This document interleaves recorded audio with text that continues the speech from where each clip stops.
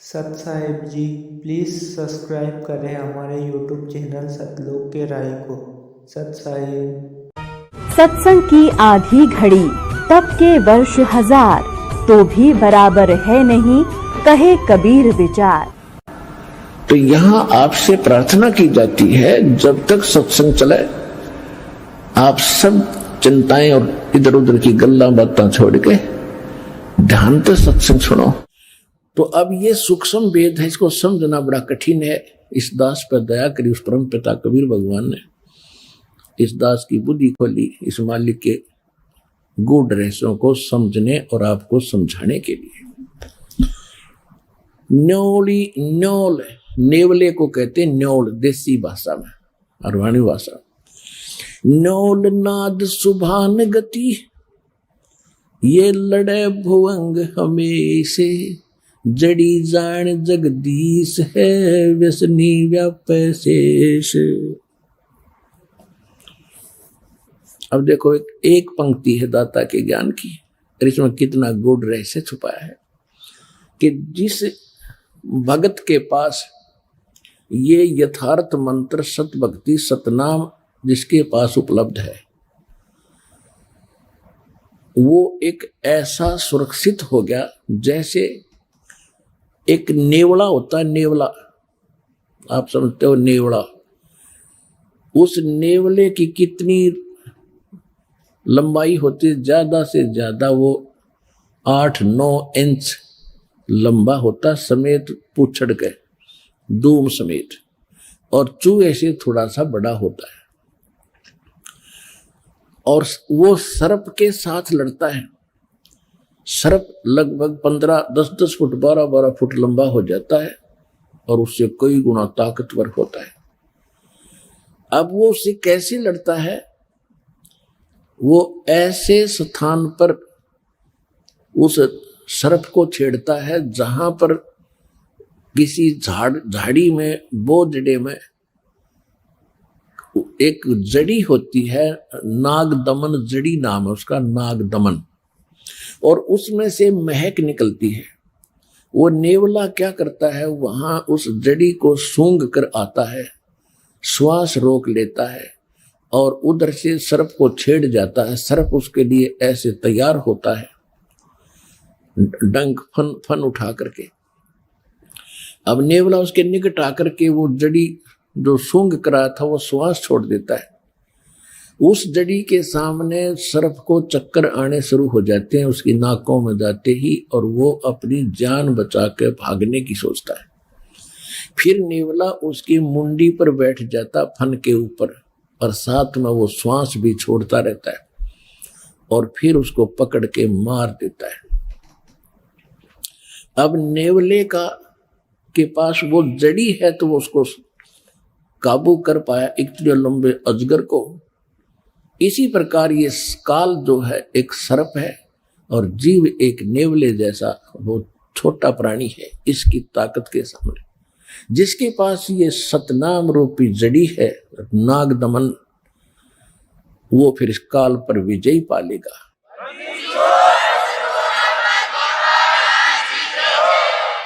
Noel नाद सुभान गति, वो लड़े भुवंग हमेशे, जड़ी जान जगदीश है व्यसना व्यापै शेष। कि सतनाम जो नाद है, सतनाम का जो मंत्र है, ये भगवान की शक्ति, जगदीश की शक्ति है। इसकी जिसके पास इसका ये जड़ी है उसके ऊपर काल रूपी अजगर का कोई प्रभाव नहीं पड़ेगा। किस पे? हंस गवन करते नहीं मान सरोवर छाड़े, और कौवे उड़ उड़ जाते हैं ये खाते मसाहाड़े। हंस दशा तो साधु है ये सरोवर है सत्संग, मुक्ता हलबाणी चुगे फिर चढ़त नवेला रंग।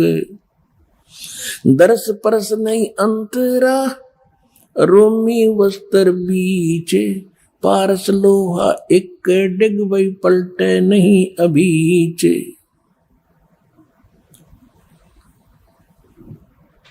अब क्या बताते हैं कि हंस गमन करते नहीं मान सरोवर छाड़, और कौवे उड़ उड़ जाते हैं वो खाते मांसाहार। हंस किसे कहते हैं? हंस एक पक्षी है जो बुगले जैसा होता है। बुगले में और हंस में डिफरेंस देखने के लिए ये बताया जाता है कि हंस एक ही सरोवर में हंस भी होते हैं, बुगले भी होते हैं। बुगले खाते हैं मछलियां या कीड़े मकोड़े, हंस नहीं खाएगा। हंस केवल मोती खाता है। दूसरे हंस में एक और गुण दिया है परमात्मा ने कि एक गिलास दूध में एक गिलास पानी डाल दीजिए और हंस के सामने रख दो। हंस में ऐसी ताकत शक्ति दी है कि वो दूध को पी लेगा, एक गिलास पानी उससे छोड़ देगा। वैसे दूध से पानी अलग होना बड़ा असंभव है और उसमें वो ताकत है। तो इसी प्रकार जो भक्त हैं, जिन्होंने दूध और पानी छान लिया, जिन्होंने कीड़े मकोड़े खाने छोड़ दिए, यानी बीड़ी शराब मांस तम्बाकू ये बकवाद थी ये त्याग दी, वो हंस जैसी वृत्ति के सूचे भगत बन गए। अब कहते हैं कि हंस गमन करते नहीं मान सरोवर छाड़, और कौवे उड़ उड़ जाते हैं जो खाते मांसाहार। यानी जो हंस है वो सत्संग को नहीं छोड़ सकते। जो कौवे जैसी वृत्ति के व्यक्ति हैं, जिन्होंने बकवाद छूटती नहीं, वो सत्संग छोड़कर बकवादें करते रहते हैं। हंस दशा तो साध है और सरोवर है सत्संगे, मुक्ता हलवाणी चुग ये चढ़त नवेला रंगे। अब उन हंसों के लिए ये सत्संग रूपी सरोवर है, और ये साधु आत्मा ये है हंस।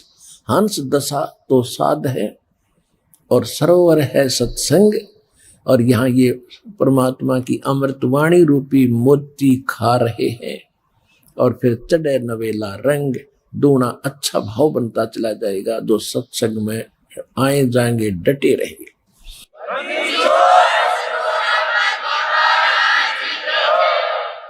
और हंस गमन करते नहीं, हंस गमन हंस नहीं जाते मान सरोवर छाड़े, ये कौवे उड़ उड़ जाते हैं वो खाते मांसाहार। तो जो पुण्यात्मा परमात्मा के चरणों में आगे ज्ञान समझ लिया, फिर संसारिक कार्यों में उनकी रुचि नहीं रहेगी। कौन से कार्य?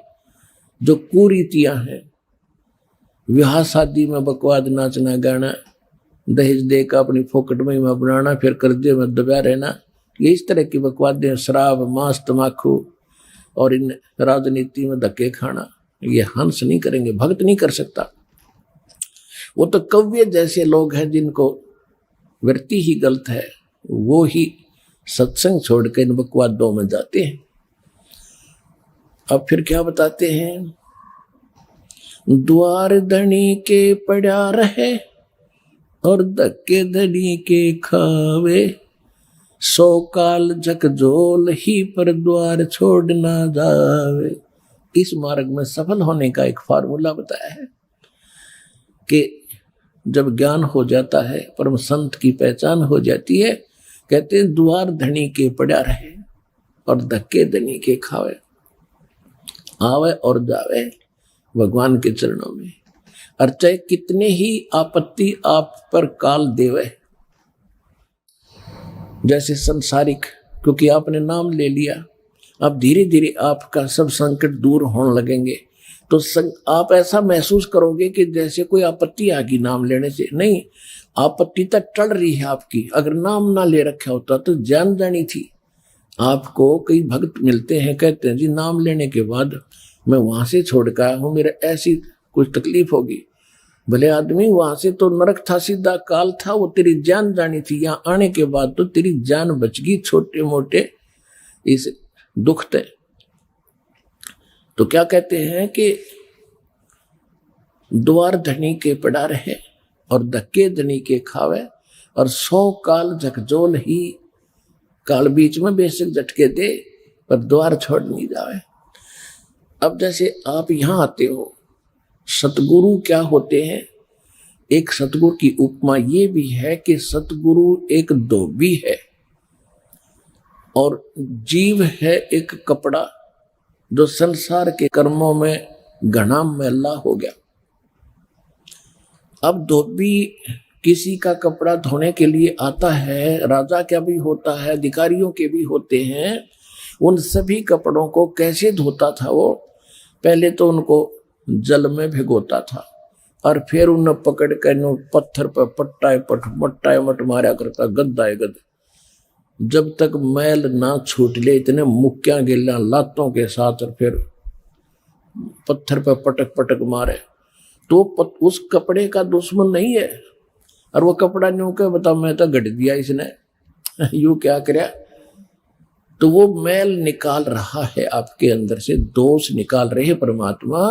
परमात्मा की शरण में आने के बाद छोटी मोटी कोई हरकत होती है तो गॉड गिवन समझना कि आपको पटका जा रहा है उस धोबी के गांठ की तरह।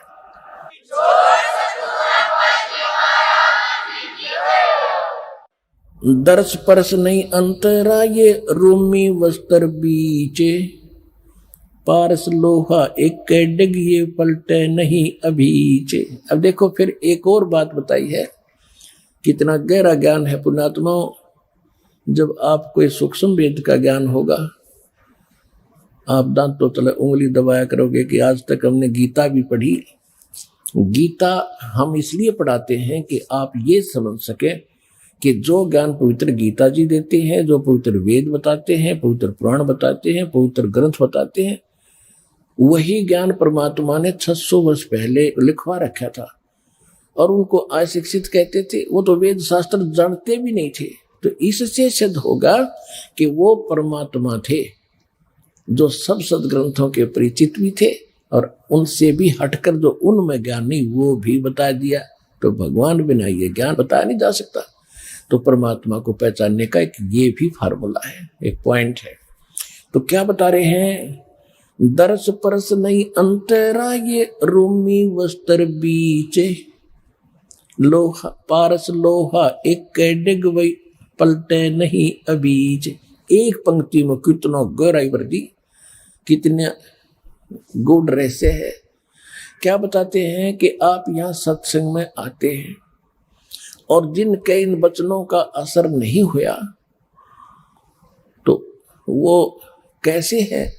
चंदन बन में रंग ला दे एक बांस बिटम्बी नासी जय, कोट वर्ष करो संगत संतों की, कोट वर्ष करो संगत संत की, पत्थर का जल में क्या भीजे, एक चंदन बन में रंग ला दे पर बांस बिटम्बी नासी जय।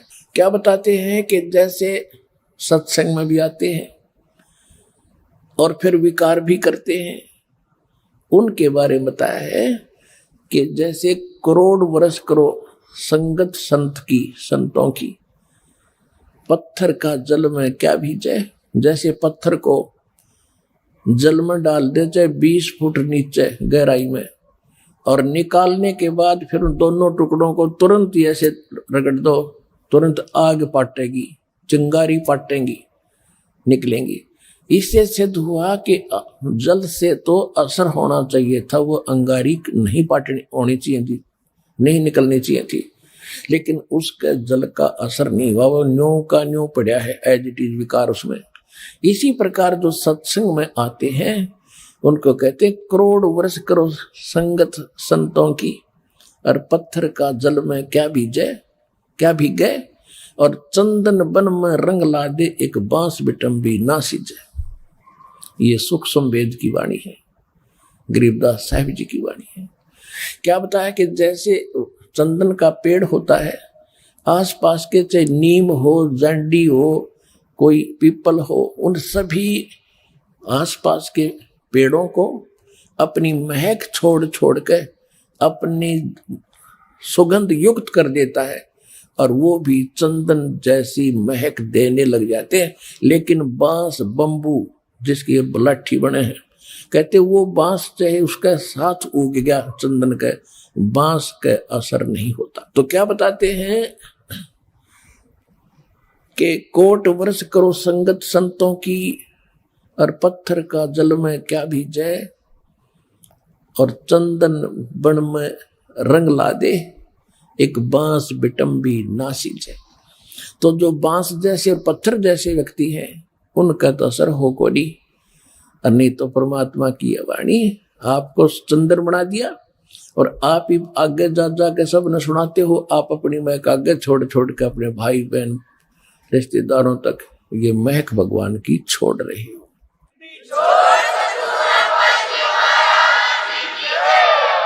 अब क्या बताते हैं कि यहां आते भी हैं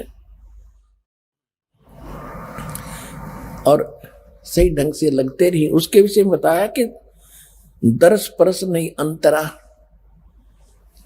और रूमी वस्त्र बीच। जैसे एक पत्थर होता था जिसको पारस पत्थर बोलते, और उस पारस पत्थर में पत्थर जैसा ही होता है, उसकी पहचान नहीं हो सकती। उसकी पहचान यही है कि जिस समय वो लोहे से टच होता है तो पूरे उस लोहे के उस गट्ठे को, जैसे ये गाडर का बिठा दिया किसी कोने में, गाडर होते हैं ना, गाडर आपने देखे कड़ियों की तरह लोहे के गाडर होते हैं लंबे लंबे, एक गाडर का कहीं भी बिठा दिया, टच कर दिया तो पूरे गाडर को सोना बना देता वो। अब क्या कहते हैं कि उस पारस पत्थर और लोहे के बीच में कतीनों साथ साथ रखे हो, और उनके बीच में इतना अंतर हो जैसे पहले एक रोम से बनकर कपड़ा आता था बहुत पतला। अब क्या कहते हैं कि यदि पत्थर को, उस पारस को और लोहे को बिल्कुल निकट रखा हुआ है, और उसमें केवल इतना अंतर हो जितना रोमी वस्त्र यानी पतली सी वायल होती थी, यानी बिल्कुल बाल से भी कम डिफरेंस भी उसमें हो, आपस में मिलन ना मिले हो, और ये इंतजार कर रहे हो कि दोनों पत्थर भी रख दिया, सोना भी साथ में है, पारस भी रखा है, और लोहा सोना बना नहीं। कहते रूमी वस्त्र अंतरा पारस लोहे बीच, और कहते दर्श परस नहीं अंतरा रूमी वस्त्र बीच, और पारस लोहा एक कड्डे फिर पलटे नहीं अबीच। यानी इतना भी अंतर रह गया तो भी परिवर्तन नहीं होगा, और वो दिखेगा कति साथ रखा हुआ। तो ये कहते हैं जो सत्संग में आते हैं और जिनके इन बातों का असर नहीं हो रहा, तो उनकी भावना भगवान से जुड़ी नहीं है।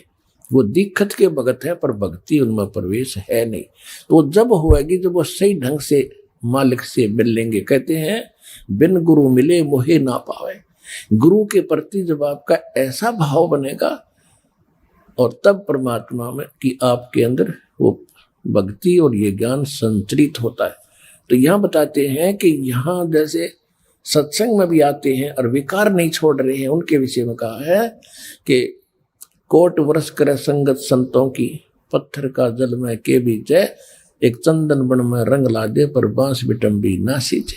ये दास चंदन है और आप परमात्मा के पेड़ हो, वो पौधे हो जिनका असर हो गया, और बांस रूपी जो व्यक्ति हैं उनका असर नहीं होता, वो तो काल के जाल में रहेंगे, मरण दे। अब क्या बताते हैं परमात्मा की शक्ति बताते हैं कबीर परमात्मा की, कि 9 लख नानक नाद में ये 10 लख को रख तीर, लाख दत्त संगी सदा वो चरणों चर्च कबीर। 9 लख नानक नाद में ये 10 लख गोरख पास, अनंत संत पद में मिले ये कोट तेरे रविदास। रामानंद से लक्ष गुरु ये तारे सिसके भाव, चेलों की गिनती नहीं जो पद में रहे समाये। अब क्या बताते हैं कि कबीर परमात्मा वो समर्थ परमात्मा है, परम अक्षर ब्रह्म है, और परम अक्षर ब्रह्म की जानकारी सतगुरु ही देते हैं। वो कितने समर्थ हैं कि 9 लख नानक नाद में आदरणीय नानक साहेब जैसे महापुरुष, अच्छी आत्माएं, उनके नाद माने वचन के बच्चे हो लिए बहुत गणे दीक्षित हुए। वो भी पार करे 9 लाख नानक नाद में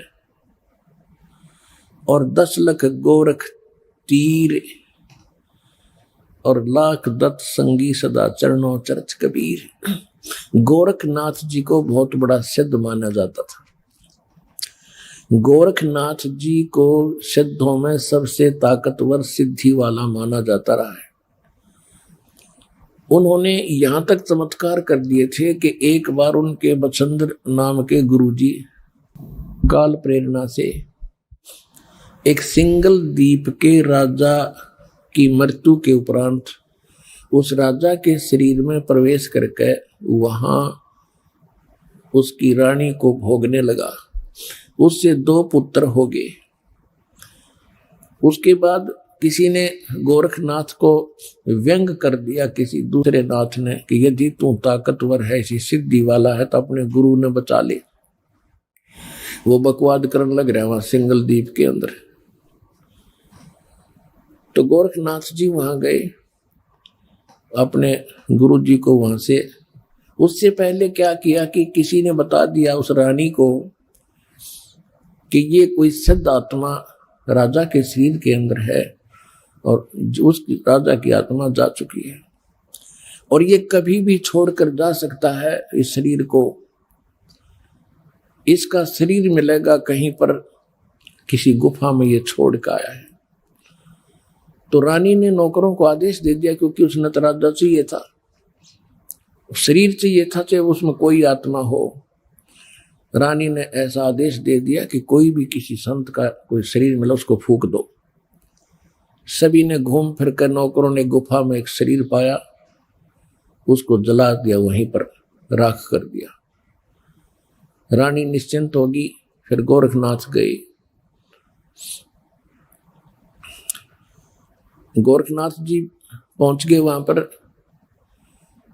गोरखनाथ क्योंकि वहां जाने नहीं दिया गोरखनाथ जी को, तो उसको मना कर दिया था रानी ने। मुनादी चारों तरफ पहरे छोड़ दिए थे सीमा के ऊपर, कोई संत नहीं आ जा, क्योंकि साधु संतों ने यह भी बता दिया था कि एक गोरखनाथ नाम का इन मच्छंद्र जी का शिष्य है, वो आकर इनको निकलवा सकता है यहां से। तो रानी ने चारों तरफ सीमा पर भी ये पहरे बैठा दिए थे कि कोई साधु संत मेरी इस नगरी में प्रवेश ना हो जा। चारों तरफ कति बाढ़ लगा दी थी, एक गेट थाने का वहां पर पहरे छोड़ दिए थे। एक बार मच्छंद्र जी से उस रानी को पुत्र हुआ। फिर पुत्र का जन्मदिन हुआ किसी दिन, उसमें गाने बजाने के लिए